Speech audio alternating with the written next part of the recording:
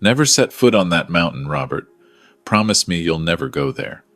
My wife Margaret had repeated those words for 37 years of marriage. After she passed away from cancer last spring, her lawyer handed me a rusted key and said the Colorado property was now mine. Margaret had always described it as a worthless patch of rocks her grandmother left behind. I planned to sign over to a realtor without even visiting. But something made me drive up that winding mountain road for one look. The moment I stepped through that cabin door, my heart nearly stopped. The worthless rocks sat on top of a $43 million lithium deposit. But Margaret hadn't just left me a fortune. She'd left me a leather journal hidden beneath the floorboards that would expose secrets dark enough to tear my family apart forever. If you think you know what I discovered in that journal, drop a comment below and tell me where you're watching from. I sat in Patricia Hendricks' downtown Denver office 3 weeks after scattering my wife's ashes on her favorite hiking trail. The attorney's walls were covered with diplomas and family photos, but all I could focus on was the empty feeling in my chest where Margaret used to live. 40 years as a Denver firefighter had taught me how to face danger, but nothing prepared me for the quiet devastation of losing the woman who'd been my everything since we were 19 years old. Margaret Chen had been the steady heartbeat of our family. She never complained about the long shifts or the missed dinners or the nights I came home smelling like smoke and tragedy. About one thing only had she ever been absolutely firm with me. I was never to visit her grandmother's land up in the San Juan Mountains near Silverton. Just barren rocks and painful memories, sweetheart, she'd say whenever I asked. My grandmother died up there alone. I can't bear to think about it.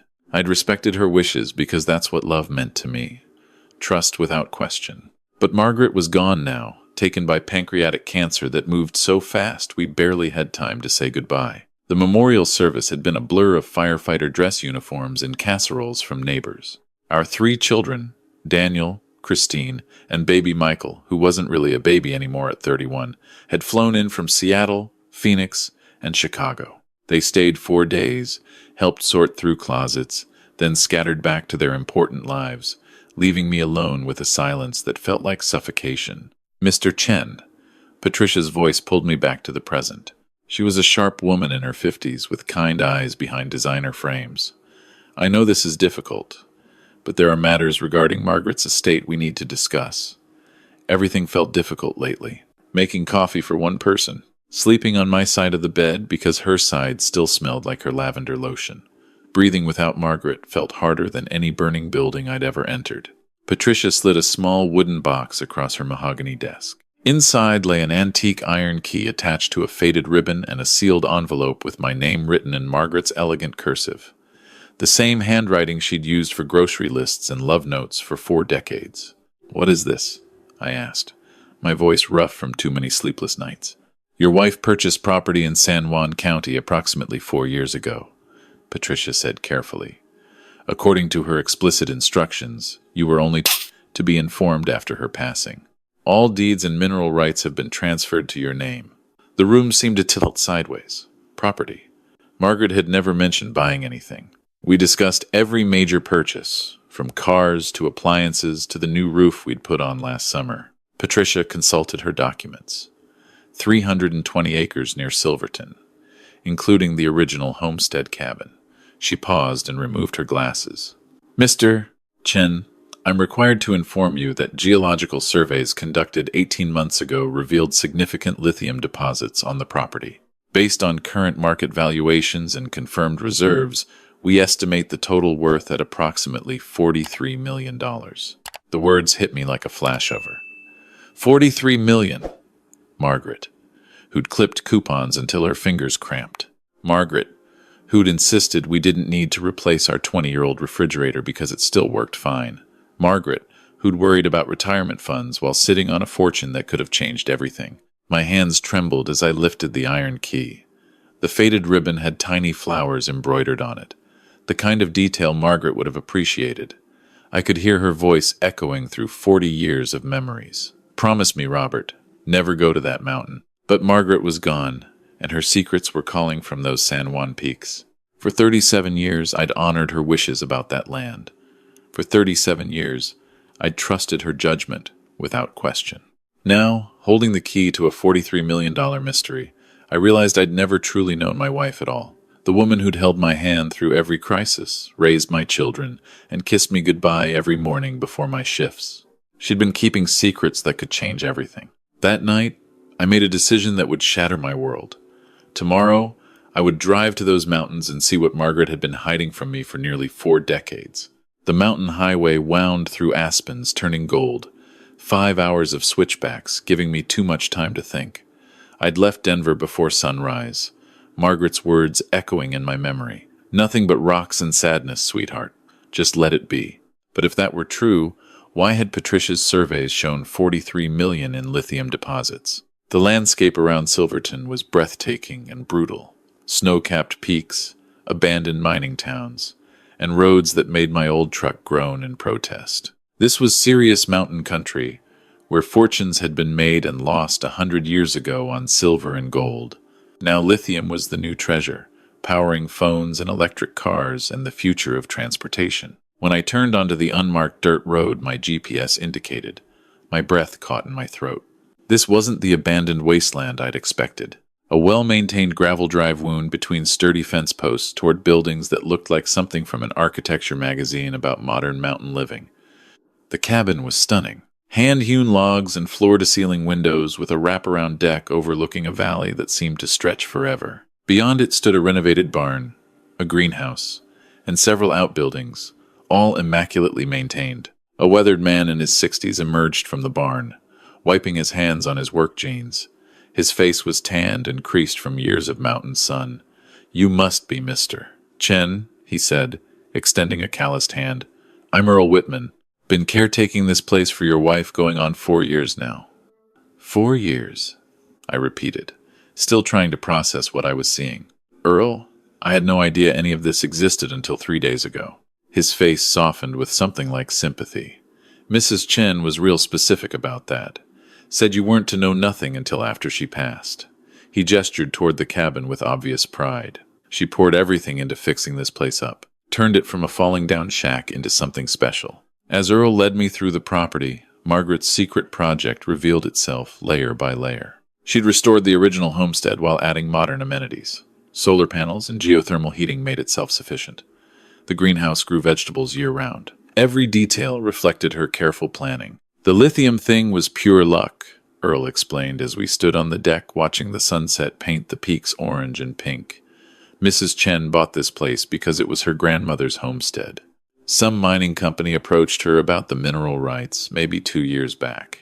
Turns out the whole valley is sitting on one of the richest lithium deposits in Colorado. Margaret had grown up modest, daughter of Chinese immigrants who'd worked 16-hour days at their restaurant to give their children opportunities they'd never had. Her grandmother had homesteaded this land in the 1940s, one of the few Chinese women to stake a claim in these mountains. The family had lost it during hard times in the 70s, and somehow my wife had quietly bought it back. "Why didn't she tell me?" I asked the question that had been burning in my chest for days. "Can't say for certain," Earl replied carefully. "But Mrs. Chen talked about wanting to surprise you, having something special for the family. She was always planning, always thinking ahead. She used to sit on this deck for hours, just looking at those mountains and making notes in her journal." I was still processing when my phone buzzed. Daniel's name flashed on the screen. My eldest son never called unless he needed something. Dad. His voice was sharp, the tone he used when closing business deals. "We need to talk. Christine and I know about the property. We're flying in tomorrow, and we expect a full accounting of everything." The line went dead before I could respond. I stared at the phone, my stomach sinking. How had my children learned about Margaret's mountain so quickly? And why did their first instinct feel more like an ambush than a family conversation? Earl watched me with the expression of a man who'd seen plenty of family drama unfold. "Your kids?" I nodded, already dreading tomorrow. Margaret had kept this place secret for 4 years, but somehow, less than a week after I'd learned about it myself, my children were making demands. The mountain air that had felt so peaceful suddenly felt thin and hard to breathe. They arrived like an invasion force in a rented black Escalade that looked absurd on the mountain roads. Daniel stepped out first, his Silicon Valley casual attire probably costing more than my monthly pension. At 35, he'd inherited Margaret's sharp intelligence, but somewhere along the way had lost her warmth. Christine followed, 33, and already on her second divorce. Her designer sunglasses, hiding whatever she was really feeling. Michael drove up separately in his practical Honda, still looking like the gentle kid he'd always been despite his 31 years. He'd been our surprise baby, the one who'd kept Margaret's sweetness when the other two had grown hard and hungry. Dad. Daniel's greeting was curt. He'd brought a tablet loaded with spreadsheets and projections. We need to discuss the estate situation. What situation? I asked, keeping my voice even despite my rising anger. Don't play games. Christine's voice was sharp. $43 million. Mom was sitting on $43 million and never said a word. Now we need to figure out how to handle this properly. Earl emerged from the barn, took one look at the family gathering, and quietly retreated to the greenhouse. Smart man. Your mother had her reasons, I said carefully. We don't know what those reasons were yet. Her reasons for what? Daniel laughed, but there was no humor in it. For hiding the biggest windfall this family has ever seen? For making you the sole beneficiary while cutting her own children out? She didn't cut anyone out. This was her grandmother's land. Money that should be securing our futures. Christine interrupted. Daniel's startup needs capital. I've got legal fees from the divorce. Michael probably has student loans or whatever. Michael flinched at being included in their grievances. Actually, I'm fine. I just want to understand why Mom kept this secret. Daniel sensed his opportunity. Exactly. We all want to understand. And honestly, Dad, married couples don't hide $43 million purchases from each other. Unless you knew about this all along and you're trying to figure out how to keep it for yourself. His accusation hit like a punch to the chest. My own son, looking at me like I was a con artist instead of the man who'd worked double shifts to pay for his Stanford education. Maybe Daniel's right, Papa. Christine's voice softened strategically. Maybe you knew about this place. Maybe you and Mom planned this together, and now you're trying to figure out how to cut us out.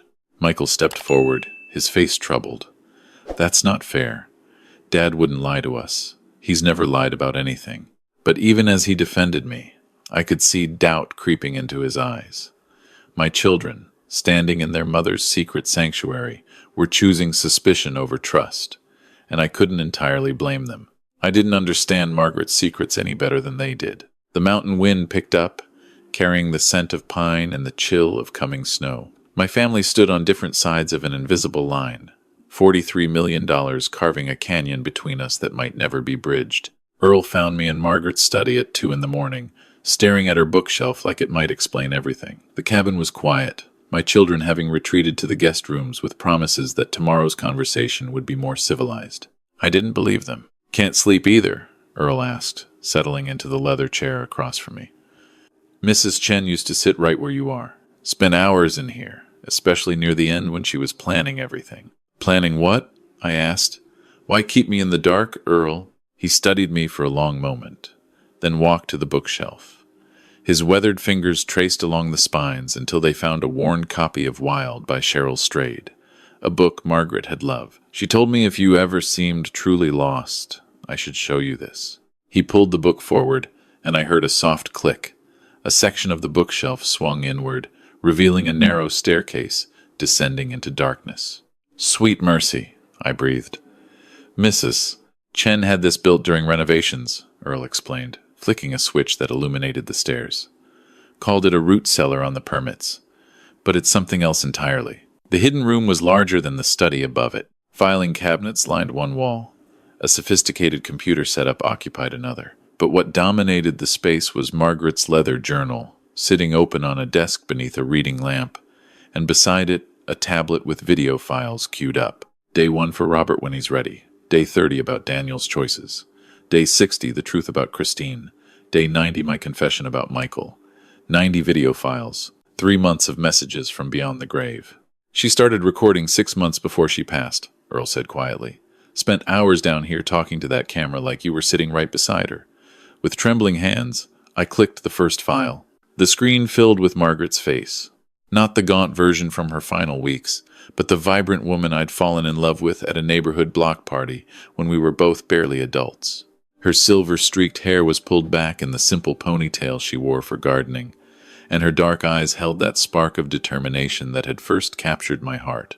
"Hello, my love," she said, her voice clear and strong. "If you're watching this, then I'm gone, and you found your way to the mountain despite my warnings. I know you're confused, probably angry, wondering why I kept this from you for so long." Tears blurred my vision as she continued. "The truth is, Robert, I bought back my grandmother's land because I discovered something about our son Daniel that broke my heart. Something I couldn't tell you while I was alive because I needed to protect our family first." Margaret's expression grew serious, and I saw the weight of secrets she'd carried alone. "Daniel has been embezzling from his startup investors for 3 years. He's stolen nearly $4 million through fake vendor accounts and inflated expenses. I have documentation of everything: bank records, emails, testimony from a whistleblower he doesn't know I've been in contact with." My world tilted. Daniel, my successful tech entrepreneur's son, the one who'd made us so proud with his Stanford degree and his corner office. "There's more about Christine," Margaret continued. "She's been running an insurance fraud scheme with her second husband.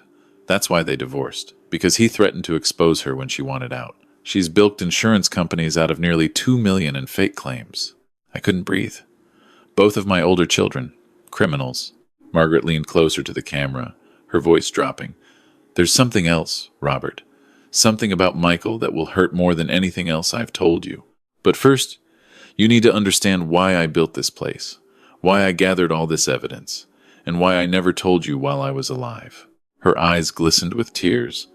"I found out I was dying the same week I discovered what Daniel and Christine had done. I had a choice: destroy our family immediately with the truth, or use the time I had left to build something that might save them." She gestured around the hidden room. "This mountain, this evidence. It's not about punishment. It's about giving them a chance to make things right, and giving you the tools to help them when you're ready." The screen went dark, and I sat in my dead wife's secret bunker, realizing that Margaret Chen had been fighting a war I never knew existed. Following Margaret's video instructions, Earl led me to what looked like an ordinary tool shed behind the greenhouse. Inside, hidden beneath a false floor, was a fireproof safe the size of a refrigerator. The combination was Margaret's grandmother's birthday. The safe contained everything: bank records tracing Daniel's embezzlement through 17 shell companies, insurance claims filed by Christine with fabricated medical records and staged accidents, witness statements, recorded phone conversations, 3 years of meticulous investigation that would make any prosecutor weep with joy. "She hired a forensic accountant out of Denver," Earl explained. "Former FBI financial crimes. He spent 2 years documenting everything so it would hold up in court if it came to that." As I examined the evidence, a medical file caught my attention. Michael's name was on the folder, along with records from specialists in Chicago. The diagnosis was clear: autoimmune hepatitis, progressive liver failure. My baby boy, my gentle Michael, was dying. The reports showed his condition had been stable but was deteriorating. He would need a liver transplant within the year, possibly sooner. Family donors offered the best chance for a match. "He's been hiding this," I realized. "Mrs. Chen found out 8 months ago," Earl confirmed. "Michael didn't want to worry anyone. But his condition's getting worse. She got tested as a potential donor. The results are in that blue folder." I opened the folder with shaking hands. Margaret's compatibility tests. She was a potential match. She'd planned to give Michael part of her liver. But then the cancer came, and suddenly her own organs were too compromised to save her son. I flipped to the next page and felt my heart stop. Attached to the compatibility results was a DNA analysis. Probability of maternal relationship, 99.7%. Probability of paternal relationship, 0%. I stared at those numbers until they blurred. Michael wasn't my son. Margaret's final video about Michael was timestamped 2 weeks before her death. She looked exhausted, the cancer finally showing its cruelty, but her voice remained strong. "My darling Robert, if you're watching this, you know the truth about Michael. I'm so sorry for the pain this must be causing you." Tears streamed down my face as she continued. "When you were deployed to that massive wildfire in California, the one that lasted 6 weeks, I was lonely and scared, and I made the worst mistake of my life. There was a man named Thomas Brennan. He was a grief counselor at the support group I attended while you were gone. It only happened once, one night of weakness that I've regretted for 31 years. I remembered that deployment, The Cedar Fire in San Diego County. I'd been gone for 7 weeks, and I'd come home to find Margaret glowing with what she said was relief at my safe return. Now, I understood. She'd been glowing with a secret that would take 3 decades to emerge. When I realized I was pregnant, I wanted to tell you everything, she said.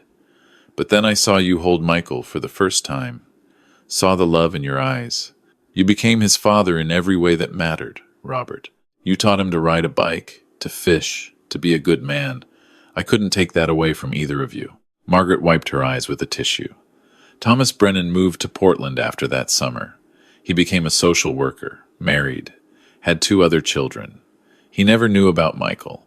I kept track of him through a private investigator over the years, just in case we ever needed to know for medical reasons. Her voice dropped to a whisper. He's been tested, Robert. Thomas is a compatible liver donor. He doesn't know why he was asked, thinks it was part of a general donor registry, but he's agreed to be available if needed.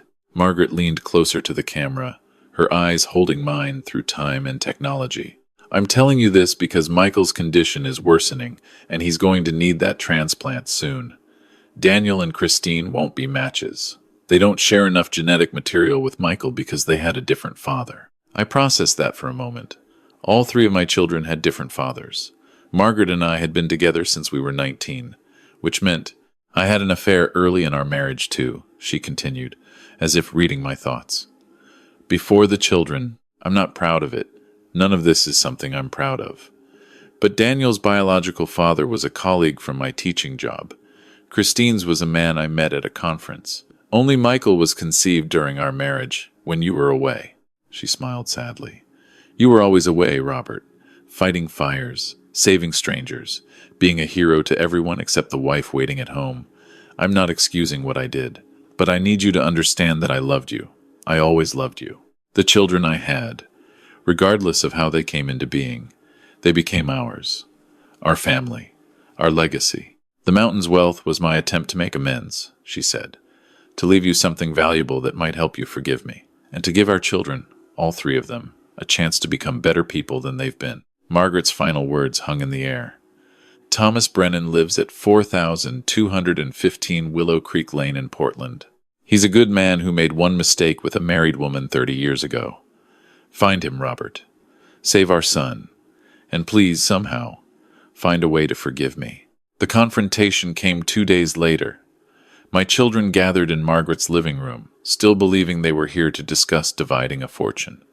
They had no idea the ground was about to collapse beneath them. I'd spent those 2 days watching all 90 of Margaret's videos. Each one was a piece of the puzzle, explaining how she'd discovered Daniel's crimes through a suspicious email she'd accidentally seen, how that investigation led to Christine's fraud, how she'd built this place as both a sanctuary and a safety net, somewhere the family could rebuild if everything fell apart. Dad. Daniel's voice was impatient. We've wasted enough time. I have a proposal for equitable distribution that I think everyone will find reasonable. Before he could continue, I slid a thick folder across the coffee table.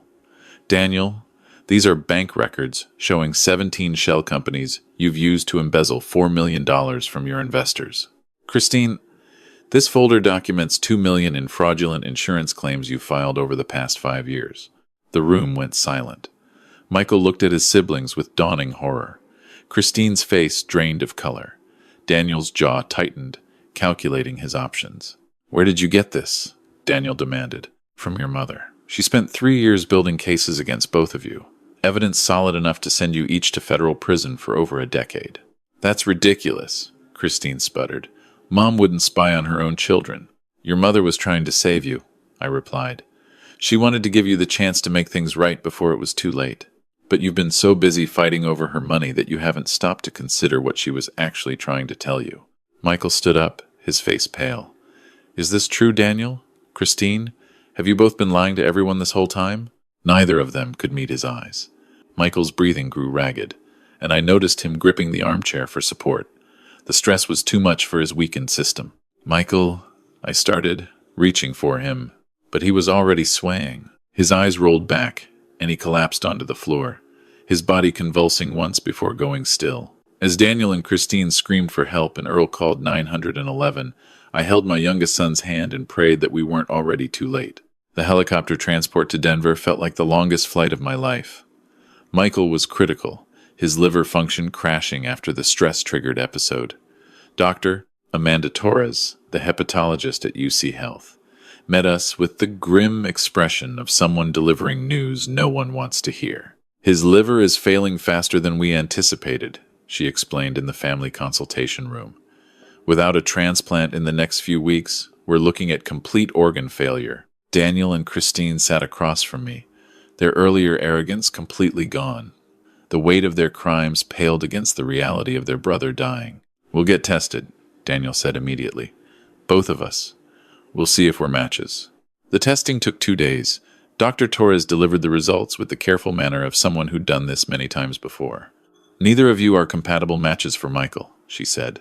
The genetic markers aren't aligned closely enough. I'm sorry, but we're siblings, Christine protested. How is that possible? The doctor hesitated, looking at me. I nodded. It was time for the truth. Because you're not fully biological siblings, I said quietly. Your mother's final gift to me was honesty. Complete honesty about our family's history. The revelation that none of them shared a biological father, that Margaret had kept secrets spanning their entire lives, shattered whatever remained of their composure. Christine wept openly. Daniel stared at the wall, processing a reality that redefined everything he thought he knew. But Michael, my gentle Michael who was dying in a room down the hall, simply closed his eyes. I think I always knew, he whispered. I never quite fit with Danny and Christy. Never felt like I belonged the same way. Does this mean there's no one who can save me? I took his hand, the same hand I'd held when teaching him to grip a baseball, to shake hands properly, to comfort someone in pain. There might be someone, I said. Your mother found him. Your biological father. Thomas Brennan met me at a coffee shop in Portland 3 days later. He was 59, with graying temples and the kind face of someone who'd spent his life helping others through difficult times. I never knew, he said quietly, stirring his untouched coffee. Margaret and I, it was one night. I was going through a divorce. She was lonely with you away. Neither of us was proud of what happened. Did you love her? I asked, surprised at how calm I felt asking a man if he'd loved my wife. For that one night, I think I did, he admitted, but I always knew she loved you. She talked about you constantly, how brave you were, how much she missed you. I knew I was just a moment of weakness for her, not a real alternative. Thomas had agreed to full medical workup without knowing why. When I explained about Michael, about the son he'd never known existed, his eyes filled with tears. I have a son who's dying, and I can help save him. He didn't hesitate, not for a single moment. When do we leave for Denver? The surgery was scheduled for the following week. Michael and Thomas met 2 days before, in a hospital room that felt too small for the weight of 3 decades of secrets. I'm not trying to replace anyone, Thomas said, his voice thick with emotion. Robert raised you. He's your father in every way that matters.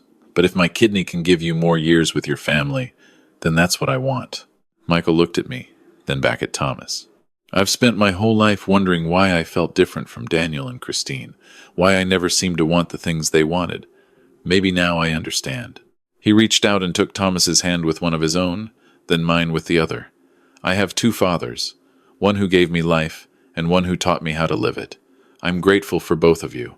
The surgery lasted 8 hours. Thomas gave a portion of his liver, and both men came through successfully.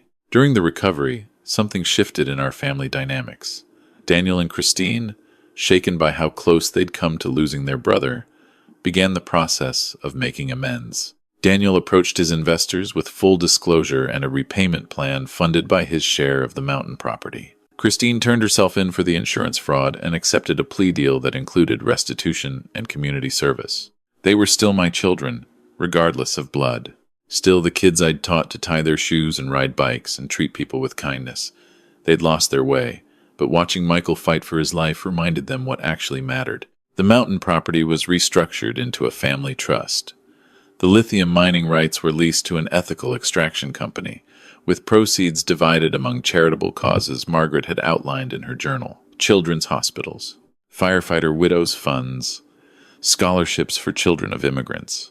Thomas became part of our extended family, visiting Denver for holidays, forming a friendship with Michael that grew stronger each year. His wife accepted the situation with grace, welcoming a new son into their lives alongside the 2 daughters they'd raised together. Margaret would be proud, Michael said one evening as we sat on the mountain cabin's deck, watching the sunset paint the peaks gold.